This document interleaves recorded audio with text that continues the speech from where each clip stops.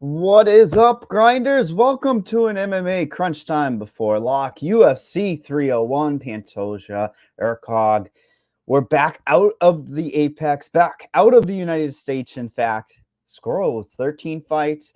I actually said it earlier. There's really no bathroom fight on this slate. Like, even the women's fights have action, top to bottom, of course, Brazilian flavor.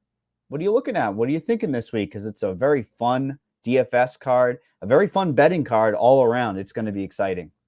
Yeah, it's good. It's fun. It's maybe like it's not UFC 300, not that quality of card, but it's like better than a fight night, so somewhere in between. But it is, and I think it is like it's more fun like DFS slate and more fun betting card than maybe like a highest quality UFC card, right? Like we've got one 5 round fight that is a championship fight. It is like Steve Erceg, who I think you said it on the ground and pound, like looks like he could be checking us out at Best Buy in his Yep. polo, and but yeah, he's there for the title fight. It's deserved, and going against Pantoja in Brazil, and the line has actually been moving in Erceg's favor. And so yeah, there's a lot of different stuff to take into account for this card. There's like Yeah, you I got like agree. card any fighter. Yeah, it's about that's what it's about is like figuring out your starting point for this fight. Obviously, you have to look at that main event, right? Like it's by far the best fight on the slate when you look at weight class, pace of fight, floor. I'm happy we're not at elevation. Earlier on in the week, I'm thinking to myself, oh no. I mean, we've seen these Brazilian cards where, somebody will be ready to win the fight, boom, they fall off a cliff. But I think the starting point has to be like these big favorites, right? I mean, that's kind of where you have to make a decision because they're all grouped together. Yeah, so there's a lot of like these outsized lines, right? Like, and sometimes we get like one fighter that's got win odds that start with a 5 or 6, or 4 or something. It's like, oh yeah, that's a decision point. Here we got a bunch of them. And like from Pereira, I think down to who's the 9100. Um, from Pereira at 9600. Oh yeah, there is no 9100. So yeah, down to Lucindo probably at 9200. You've got these like kind of lopsided fights, and so you have to make a decision what you're going to do there. I don't love any of these fighters. Like I like Pereira the best, but he's 9600, and that's a lot to pay. And that leaves him very susceptible to being priced off the winning lineup, like getting a dominant win. But yeah, if he gets like a 61-second first round win at 9600, that's maybe not enough. Whereas if it's a 4 minute and 59-second first round win, that is enough, or a 59-second, first round win that probably is enough at 9600. So that's a tough decision. He's certainly going to have a place in my lineups, but yeah, you can't go crazy because like if you go with Pereira, then you're not picking Podiera, and then like you've got a nice decision of like Paul Craig or Anthony Smith or are one of these really long shots. We're on the same exact page because I think the key to this particular slate is identifying the ones that are above oral buy on up, identifying those ceiling like 130, maybe 110 even on this slate would be okay. But I'm looking for the big score, right, with grappling or deep first round equity. And I think that presents an opportunity that one or two of the leverage plays against those guys is going to be key to the slate. Because what happens is you're able to do whatever you want with your lineup, right? You slot in Poteria. We'll talk about Poteria. I think either Poteria, Craig, Smith, one of those guys wins and wins pretty decently. Like I think it's possible on this slate. And then what you can do is do whatever you want because there's going to be a guy in the middle range that's stone cold chalk. And I'm worried about it. Mauricio Ruffy, how are you going to handle that too? Because I think that's another decision point. Probably going to be an instant click for the higher dollar prizes and the smaller the field, it's a first click. Yeah, so I think he's going to be very highly owned. It wouldn't surprise me if he's the highest owned fighter on the card. I think there's like 3 fighters probably in contention for highest owned fighter on the card. Ruffy at 8400, and then the 2 main event fighters. I actually don't know which one will come in higher owned. We have like Erceg at 47% ownership, and I don't think there's any way he's that high. It's just because like his chances of winning the fight aren't that high. Like are 47%. And so, especially in the large field, he's not going to be 47%. Like in the smaller field, high dollar stuff, he'll probably be higher than like 35. But yeah, so Ruffy is the one that's not in the main event that is going to be high owned, and like I put him as like in the expert survey as my top, but top fighter, price considered. Have to. And I stand by that, but I don't know if I'm going to be over the field because he's going to see a lot of ownership. It's really interesting because he's low volume with a high chance of getting a first round finish at 8,400. So he doesn't necessarily need the first round finish at 8,400 to land on the winning lineup. But if he puts up like a 60-point win or a 70-point win, like low paced win, then he's potentially getting surpassed by some of these other less popular fighters like Jonathan Martinez, Jose Aldo, maybe Costa. And so like those fighters priced right below Ruffy are kind of growing on me. Like maybe I want to be taking some of that Ruffy ownership and sprinkling it amongst those guys. Yeah, he's vacuuming up the ownership. But I thought of you last week. What did you say on this show? You said, don't second guess the math. It blows up in our face. This is the sport we play, John. Like, what was the fight? I can't even remember. You're like, it was a value play of some sort, right? And you're like, don't overthink it. Yeah, I'll look it up while we talk through it. But it sounds familiar. It sounds like the kind of thing I would say. Yeah, I agree. Like this, there's a hidden range. I'm living from close, Brito, Ruffy, below Pantoja. Unfortunately, Ruffy obviously is high owned, but I think pivots off of that, close, Brito are very interesting plays on this slate because you have grappling potential with the Shore. He obviously goes for takedowns at will sometimes just to control. And Brito's a wild man. I want to invest in Brito. There's a lot of fights I want a piece of. Then you look at a Close and a Silva fight. Those are two somewhat chinny fighters.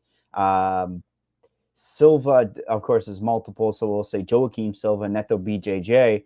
He doesn't use his BJJ. He uses his boxing and his heavy hands. So it's a wild fight there as well. I think there's upside in those two fights as well that are a little bit hidden off of the higher ownership above and below him. Yeah, it was Yontop last week. Remember, he was a mispriced fighter, and then he went out and lost. But yeah, so yeah, don't argue with the math unless he loses. But I was over the field on his opponent, Padilla, right, which is what you're supposed to do, and just hope the fight doesn't get canceled. So yeah, so this is the range that I really like. I like this upper middle range, and I like these guys better than the $9,000 guys. Like if you told me I could only take fighters from 9,100 and up, or from 9,000 to like 8,500, I'm going to take the 8,500 to 9,000 guys because I think some of these 9,000 plus score fighters are not going to score that well, and I think some of these fighters in the the range just below that, right, like the like Barbosa, Close, Brito, Ruffy, like they could potentially outscore the fighters priced above them, but they're also just more susceptible to losing. So I think the field is going to maybe gravitate to the they're going to see this like negative 500, negative 600, and they're going to have to go there. And I think maybe what you want to do is not go there, have more risk of like a loss in your in your lineup, but have the possibility of like outscoring some of those like Bonfims or Petrinos or Barajas. Yeah, and the female fights, as usual, are lower owned, and I'm sure that you and I are getting ready to attack these ones because the range of outcomes are all over the place. I absolutely love Barbosa versus Karakete. Like this fight has binary type of scoring ability on it. You have Barbosa who should go in with a smart game plan, go for those takedowns, rip a limb off early because, I mean, Karakete has legendary in one fight on the Contender Series stats wise output, and she's got a 7-inch reach advantage. So I look at this as Karate, a million significant strikes at an underdog price point, 7,300. Or I see Barbosa getting a takedown. Hopefully, when they're dry, getting her out of there early would be a very good thing. But you're looking at such severe low ownership. Karate, 20%, about what, 15% for Barbosa? I just hope Barbosa doesn't go too well, I hope she goes overlooked, but I mean, great path of victory. Yeah, I agree. I like this fight a lot. And yeah, you said it. Like I put in my Karakete blurb, like she landed 12 significant strikes per minute in that Contender Series fight. Like the UFC record, I think, is Casey O'Neill with like 5.8 or something. So yeah, I like getting this fight, but there is like Karakete is interesting because I do think she's got a much lower floor than we're maybe thinking. Because if Barbosa just gets it to the mat, like she's not going to be landing those significant strikes. But that's not a certainty. So yeah, I think that's a fight that could score really well. And if Barbosa does get it to the mat, and she's getting it to the mat consistently, then she could be racking up a really big score. Like this is a fight that's actually expected to go the distance pretty strongly, but I think they're both going to have a good pace here. So like this is a fight you maybe want to be over the field on and hope that other people don't realize, right? There's a total lack of a game log on these women. So I mean, plus 200 inside the distance might be the best out of all of it, right? Well, Lucindo above is what? Plus 120. But for this fight, plus 200, those are big inside the distance compared to this card. So that's the big thing that people don't want to play. Yeah, but it's one of those fights that it might score better if it like does go the distance, right? So I think a lot of people, especially when there's a lack of a game log, two debuting fighters, I think people might look, oh, it's like a women's fight. It's not like projected to go to the distance. I'm going to take somebody else. Like if you don't look in that contender series, like game log, if you don't look at like that contender series, like box score and see like 187 significant strikes, but there's a possibility that was a one-off too, right? Like not every fight she's going to have is going to be like that. But yeah, either way, I think I'll take the risk and I'll be over the field on Barbosa and over the field on Carcetti, I think. Yeah, absolutely. That's the fight I think you need some first looking at because of the ownership, purely based on that in the pace, man. The pace is going to be there. I was waiting for Carcetti to be matched up. I'm kind of frustrated she's against the Brazilian at home, for Barbosa side of things at home. But this is a girl you're going to want to target her fights because of sheer volume. And when we talk about that other women's fight, Carolina, I don't want my Carolina to get killed again, but you can see what the UFC is doing. Carolina's rolled off a couple wins. And, historically, she hadn't been scoring. Like, she's a girl you do not want to play. But her fights have been somewhat producing over the last few. And that's because she's gotten some offensive wrestling. Man, I think she could potentially be outgunned all over the place on this one. And Lucindo is another one who 20% owned, going to go overlooked. I want an early finish for Lucindo. Like maybe even a deep second round finish with some takedowns would be good. Just I don't know if I have the most faith in this one compared to the Barbosa and Carcetti, but there's some upside here, hidden upside. Yeah, definitely. So I like the idea of taking some of the ownership from the fighters priced above her and putting it to Lucindo.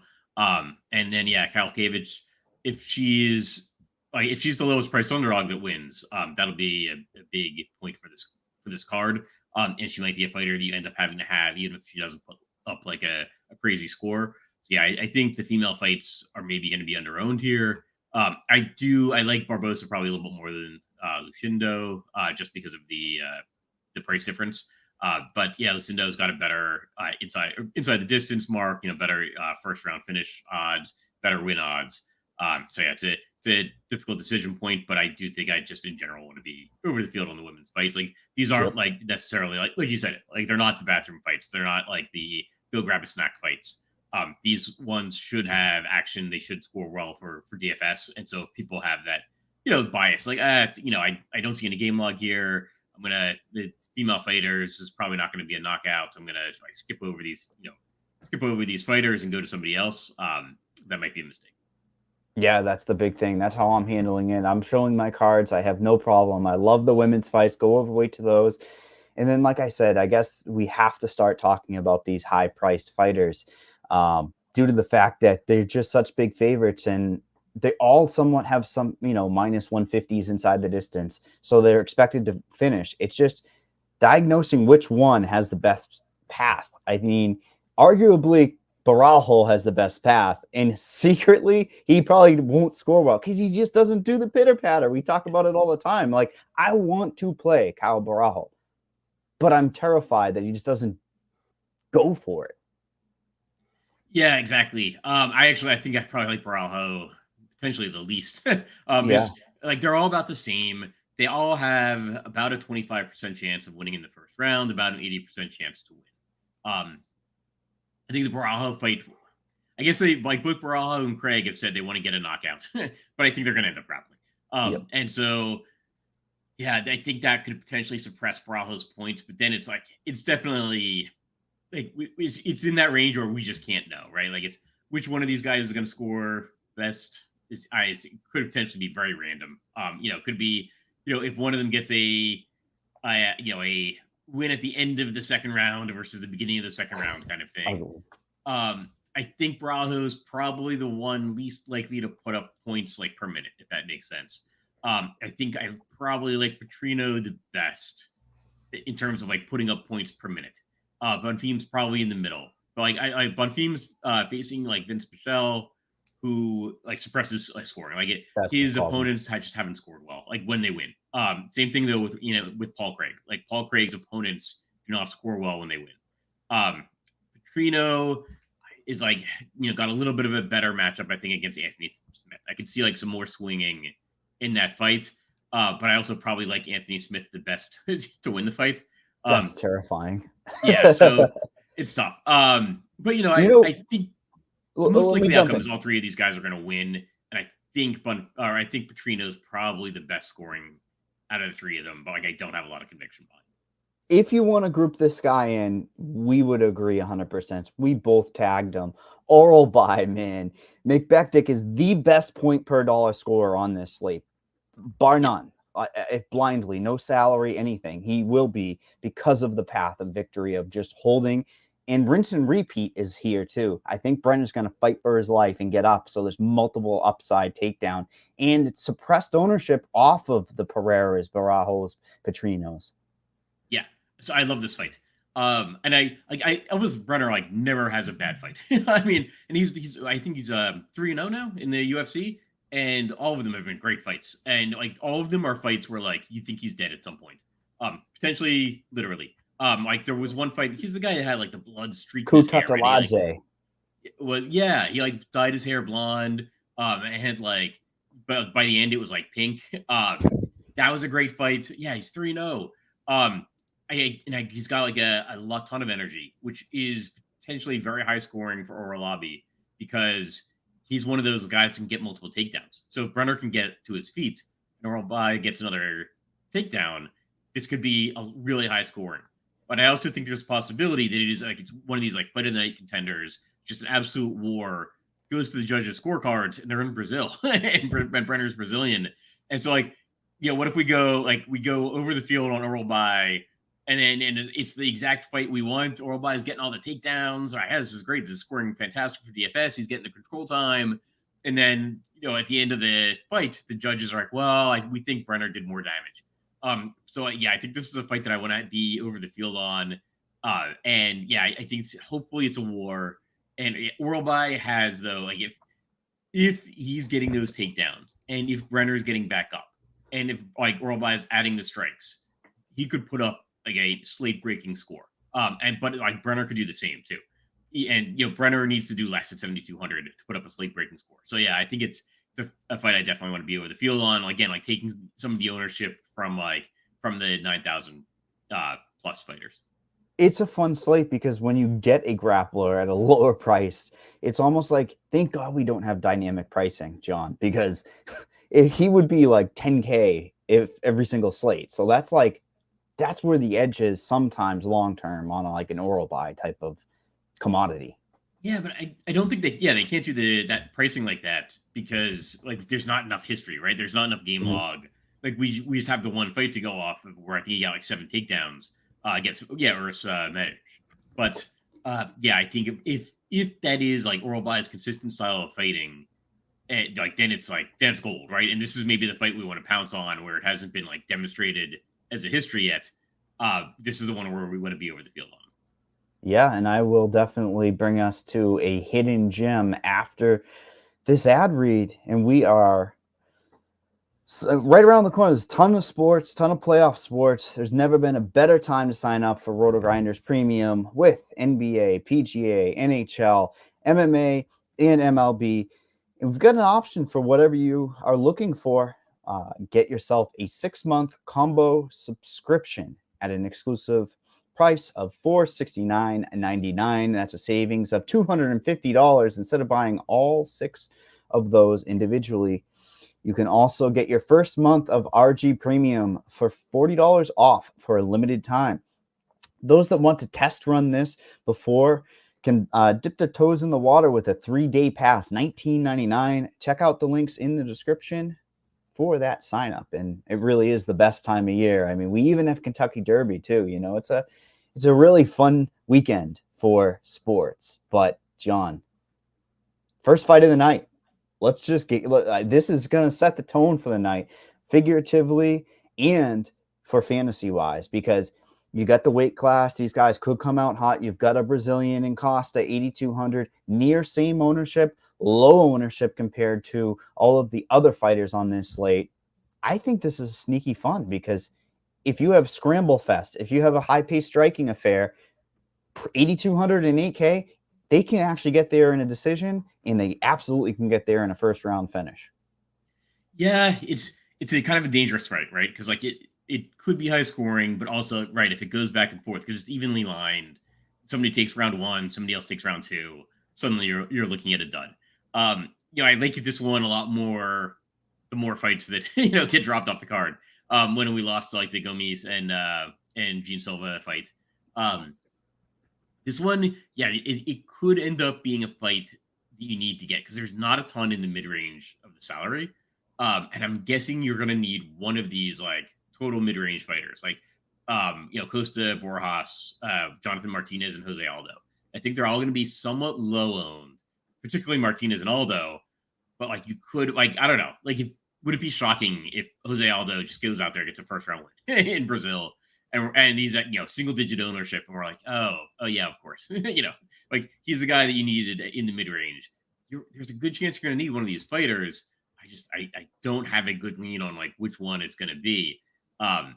So yeah, I mean the Borjas and Costa, they're not like super high volume on the feet, but they could get the grappling points. But then like you're also like kind of. It depends. Like if they're getting the reversals in the middle of the round, that's good.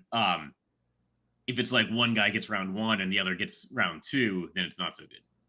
Yeah, that's why I just think that Martinez and Aldo, I really was hoping the ownership would be high because, people would like to play the legend, right?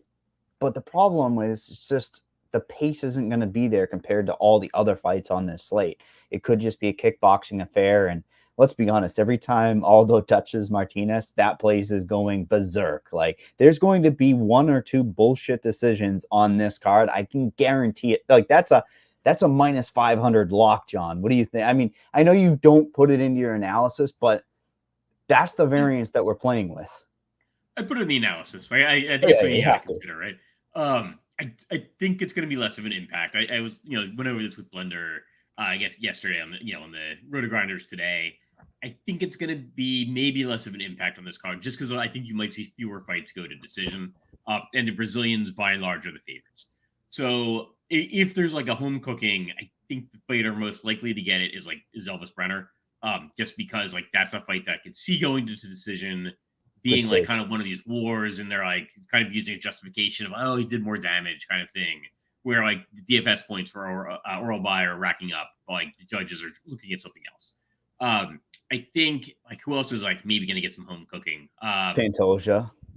Oh yeah, well that's true. Yeah, but the line has been moving in Erceg's direction, and like there's just a good chance that Pantoja just gets a solid win, right? Where it's not really the judges impacting it so much. We've got a question from chat here. Interesting chat. TJ, yeah.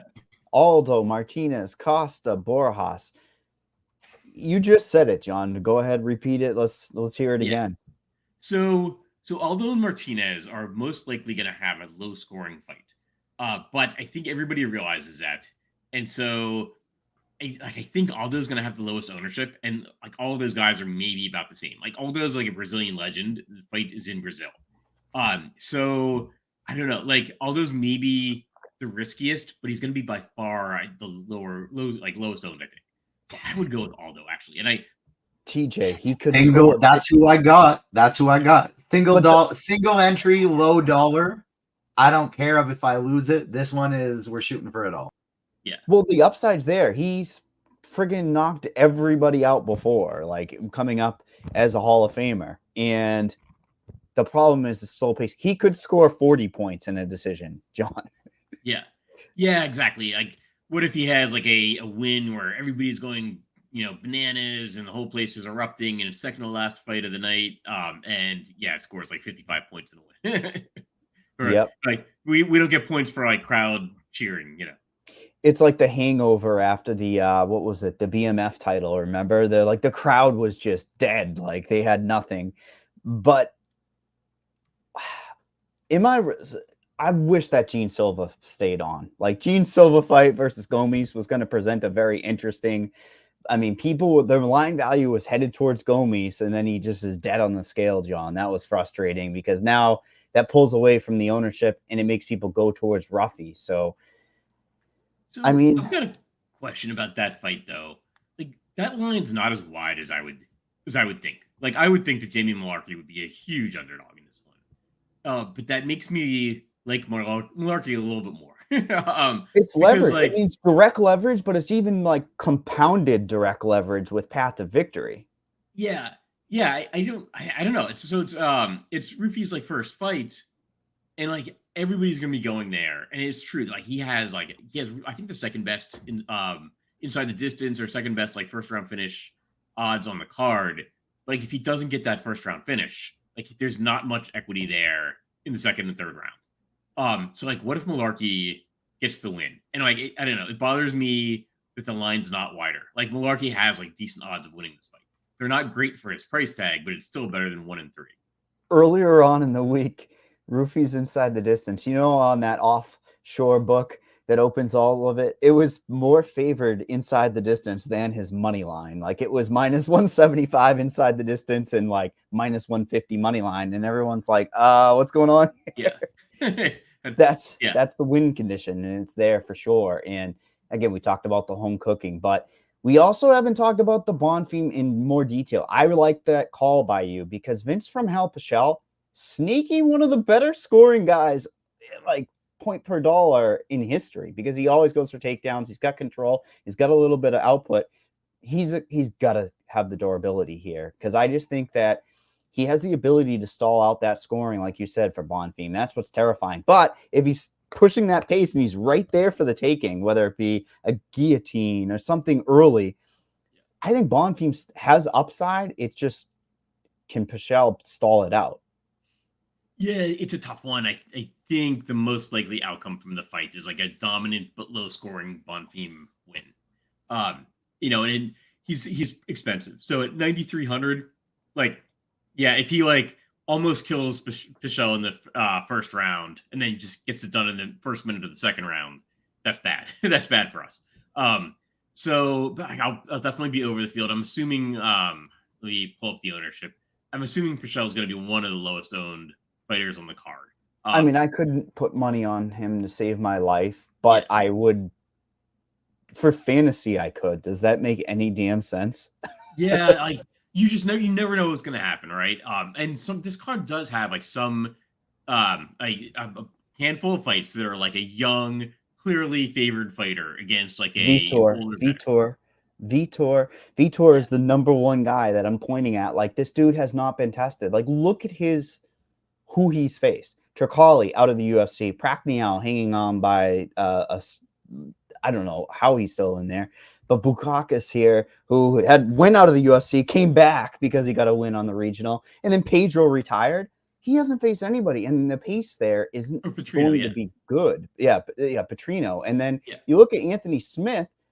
I mean, he arguably didn't win that fight against who was it? Span. That was really nasty fight. That was just not fun to watch. But he's still winning against guys in the UFC. We know what Roundtree's done. Like, I look at Smith as one of the guys that I have to plug my nose. I have a system play. Okay, it's buy low. I'm buying low on Anthony Smith, and I'm gonna buy low on Poteria. I personally selected Smith over Poteria because I saw you clicked Poteria. Poteria obviously has the upside. The guy's facing Pereira, who's a wild man, right? Like, he has been a wild man. I think he turns the clock back and goes wild in this fight. Like, he's at home. He's doing his backflips off the scale again. Did you see that? He's gonna come out for a $50K paycheck, and that makes me want to play Poteria more. Yeah, I agree. I think that's a fight you need to have a piece of if you can afford it. Yeah, I like Pateria as like a fighter I'm going to be over the field on. So when I originally wrote the write up, he was 5% owned, projected at 5% ownership, and that was before the Gene Silva and Gomes fight got canceled at 8%. And I was like saying like I'm probably not going to have like more than 15% Pateria, but you've got to like if he gets the win at 6,600, it'll probably be a high scoring win. Price tag not even in the equation, and then if he's getting a high scoring win at 6,600, that breaks the slate. And like you just never know what's going to happen, especially like Pereira is going to go out and go for it all, right? Like he wants to make a statement. Podiera is the one that like showed up Shogun in his last fight in Brazil. So yeah, the crowd's going to be going crazy for Pereira. He's going to want to go out there, make a statement. Yeah, maybe get like a big, finished paycheck or whatever. But like if he's not like the most disciplined fighter, I guess, is the impression that I have. So yeah, if Putiera can get a win there, he's not gonna care about playing the bad guy again, and he'll rack up a big score. So yeah, it'll be a fun fight. My concern is that Pereira gets like a really good win, but gets priced off the winning lineup. It's really crazy because you and I both are tagging guys that are like 4-1 underdogs, but that's the slate that we are dealt. Final thoughts here for UFC 301 because things filling up. I mean, they must be, right? Let me pull up the lobby here, but give me some final thoughts. Yeah, I would just say I think it's a card if you want to be cognizant of the kind of contest you're entering. And I think there's a good chance one of these like super long shot underdogs wins. So if you're in the big large field contest, maybe that's where you want to go. And if you're going doing multi-entry, 20 lineups to 150 lineups, I think you probably want to be over the field on the projected ownerships for all of these, really low priced fighters. I think if you're doing like high dollar, I don't feel as confident in the lower priced, fighters. And so then that's maybe where you want to start considering more of like floor and going more in the mid range. And I think there's a good chance a lot of these mid range fighters outscore the 9,000 plus fighters. Yeah, and I like that we got a 6 p.m. start. Let's continue to keep that going because these 7 p.m.s on the East Coast, I'm asleep by the main event, and I'm like, I'm holding on for dear life, trying. And listen, 150,000 to first place, $25 on that DraftKings, and the high rollers even getting kicked up a little. So enter the satellites, try to get in there because that's actually fun. Because when we talk about these strategies, those types of fields with the 555 and 100K is something where you can get different and have some fun.